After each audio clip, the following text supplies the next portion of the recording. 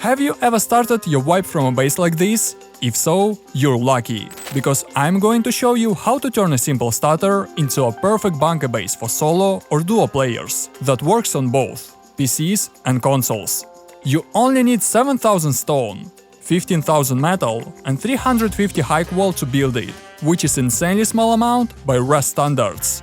That means you'll even have time to go outside, look at the sun and touch the grass. But most importantly, this base is incredibly easy to build. It has 2 bunkers hidden in the most difficult place to reach, lots of boxes, furnaces, sleeping bags and anything else you might need, as well as an excellent 360-degree shooting floor and even a small farm.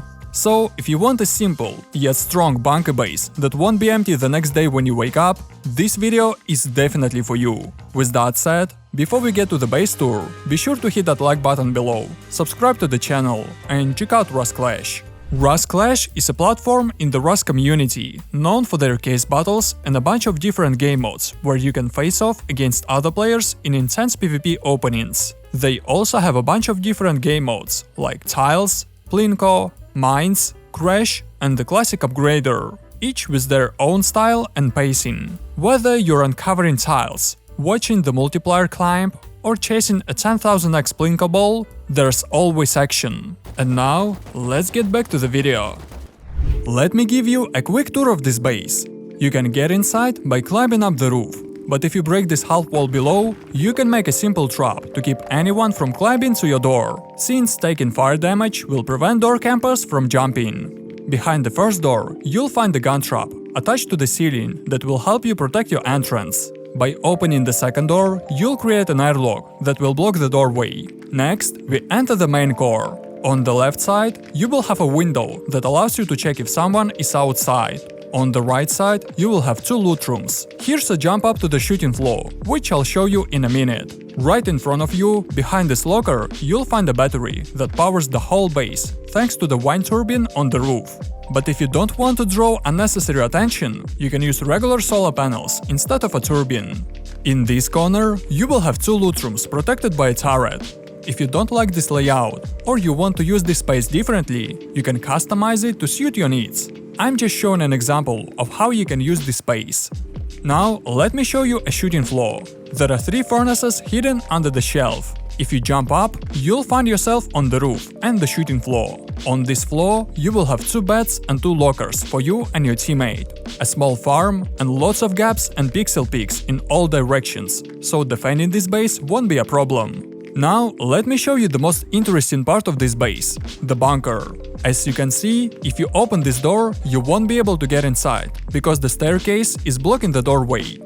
To open this bunker, you need to respawn on the sleeping bag inside the TC room and break the half wall. This is the default stability bunker, combined with the stairs bunker, so if you break this half wall, the stairs will disappear, along with the ceiling, revealing the passage above. When you jump down to the first floor, you'll see 2 more large boxes, as well as a ramp at the bottom that covers the foundation, so it can be soft-sided. On the left side, you will have an emergency respawn room with a bed and a loot room with 4 barrels and 2 small boxes.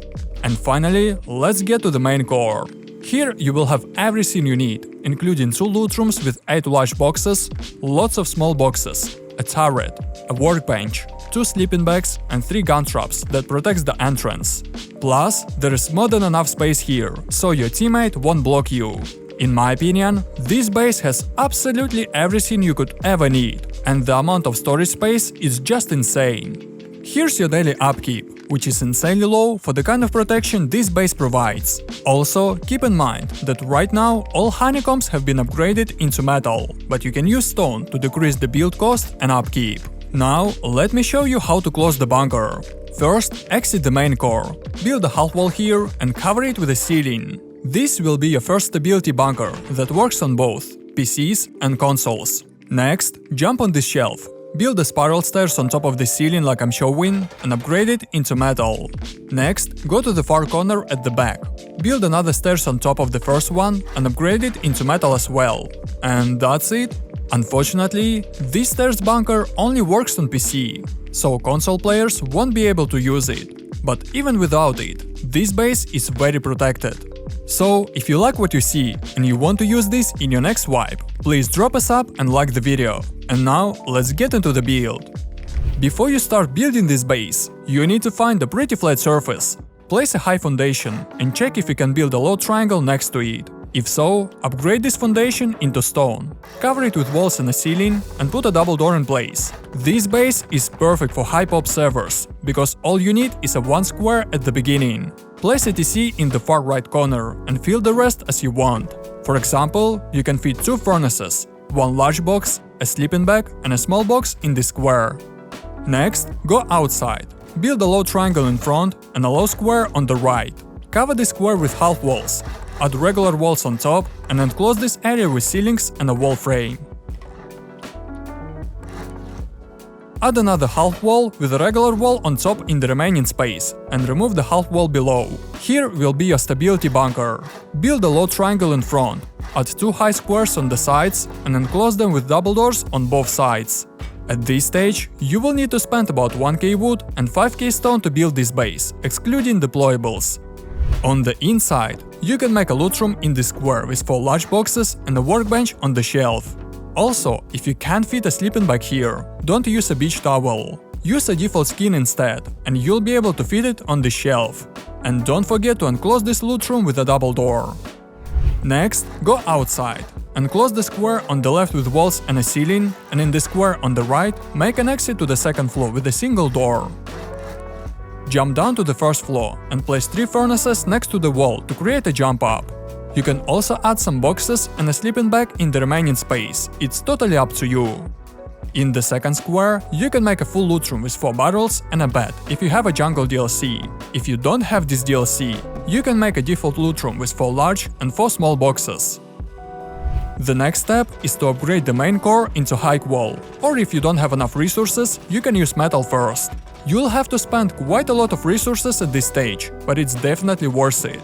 Of course, you can build honeycombs first, and then upgrade the main core. But to make it easier for you to follow the build, I'll upgrade the main core first. Also, you can save some high wall and upgrade the entrance on the second floor into metal. Now, let's build the second floor and make a normal entrance to your base. Cover these 2 squares with walls. Build a wall frame on the left, enclose this area with ceilings and put a double door in place. If you don't have any DLCs, you can make a default loot room with 2 ramps and 4 large and 4 small boxes. Or you can place 9 furnaces here, it's totally up to you.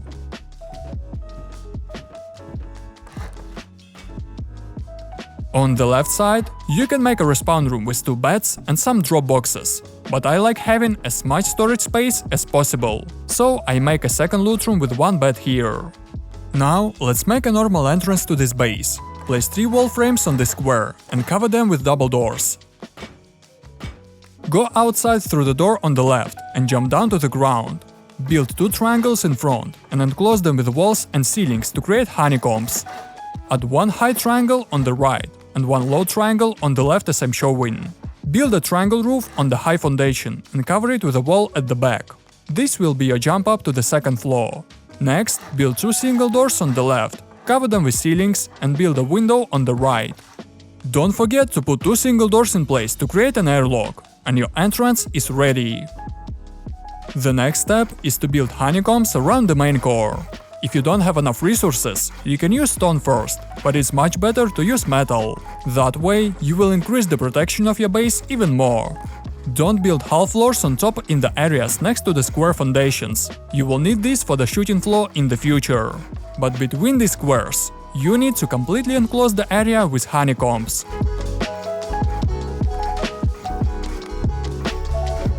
If you can't place a low foundation on one side of your base, you can just build a half floor on top, like I'm showing. That way, you'll be able to build a perfect shooting floor. Also, on the remaining side, you need to add a shelf on the first floor inside the honeycomb. This will allow you to hide some furnaces or a battery in this triangle. And finally, let's build the roof. On the left side, place 2 windows. Jump down and replace a double door with a garage door, so you can access the roof. Go back to the top and place another 6 windows on the remaining sides as I'm showing.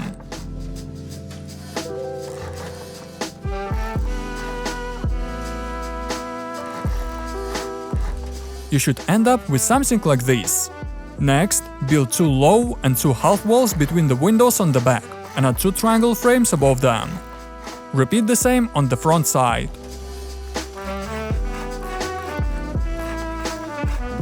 Cover the last 2 openings on the left and right with low walls. Build 2 half walls next to them as I'm showing, place a wall frame in the middle and cover them with triangle frames. Here's what you should end up with. Now, all that's left to do is to cover this floor with triangle roofs, and your base is almost ready.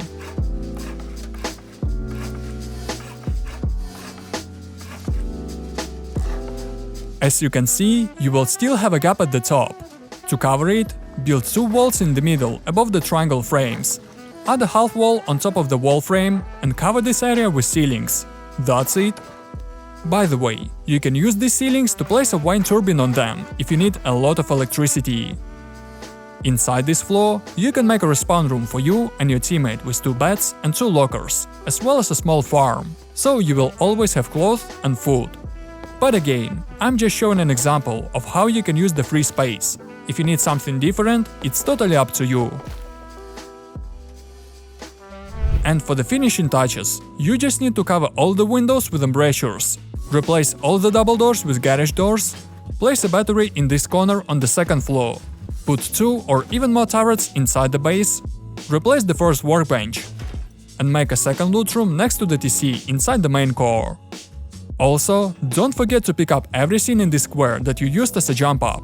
Build a triangle shelf here, pick up the double door, and place a metal ramp above the foundation, so it can be soft-sided. This will increase the protection of your main core. Also, if you haven't already, upgrade all the remaining walls and foundations into high wall. To close this bunker, build a half wall below and a ceiling above, and upgrade this ceiling into high wall. To add a second bunker, jump on the shelf. Build 2 spiral stairs like I'm showing and upgrade them into metal. And that's it. If you are playing on a PC, you can use both of these bunkers. If you are playing on a console, unfortunately you won't be able to build a stairs bunker. But you can still use a stability bunker, so it's a perfect base for everyone.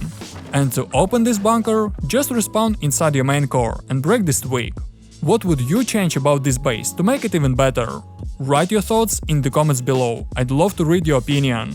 And if you want to become even better in Rust, then you can easily win 99% of your fights in Rust with minimum effort if you just learn the fundamentals of fighting. And the tips I give you will immediately take you levels ahead of everyone else.